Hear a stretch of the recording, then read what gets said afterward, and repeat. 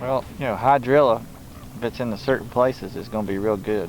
I mean, if it's good crisp hydrilla, good water depth, I mean, a lot of your fish out here are going to stage in that before they pull up and actually bed. I mean, if you can catch them, at the right time, that hydrilla is going to be, they're going to be there for pre-spawn, they're going to stage, and they're going to move right back out to it when they get done bedding. And, so your hydrilla is going to be key. And if it tops out too, you can also punch it too. There's going to be some, there's going to be some big girls lurking around in that area. But the hydrilla is the main thing, if you got it available. Usually it is pretty abundant this time of year, because they will leave it and let it grow a little bit for the duck hunters.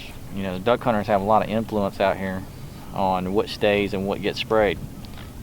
And and usually they have to have a lot of hydrilla to make their duck hunting season a success.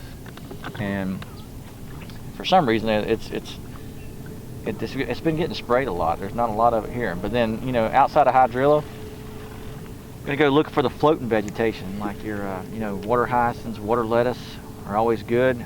Chopped up vegetation too. A lot of times you can find this eelgrass that's been chopped up, and it floats up to the top, and it'll blow into your buggy whip patches and your lily pads, and that could create a good home for them too. I mean, I think they're just really looking for something to cover their back, kind of the same way we would with a blanket, when it gets cold. And really, those are going to be your three main types: hydrilla, eelgrass, and floating vegetation. Anything that's floating. A lot of your larger female bass are going to move outside those outside grass lines and start trickling towards the lily pads as well. And your lily pads are going to be, the major spawning areas. I mean, they're going to spawn at those lily pad roots.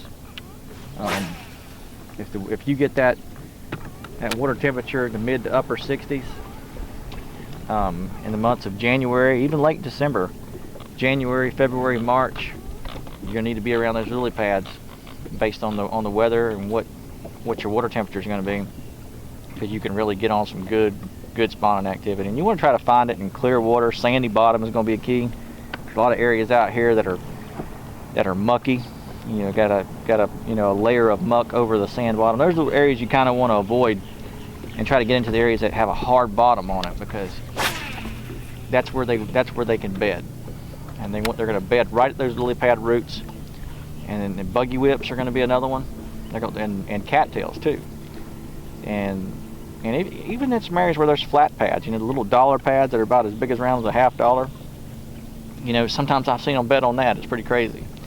But it's different with any lake on this chain, I think. For instance, here Cypress, I mean, you got a lot of eelgrass. I mean, that plays a big part, but you also have a lot of buggy whips too. The buggy whips play a big part in the spawning season out here. And same thing with hatch and haul. And then Kissimmee is kind of its own little animal. I mean, it's got so much to offer as far as vegetation goes. But I think in the spawning season, I think it's better just to say what to avoid, and that may be your outside Kissimmee grasslands, only because they're moving in and they're looking for the shallow areas with a sandy bottom on it, and they're trying to spawn.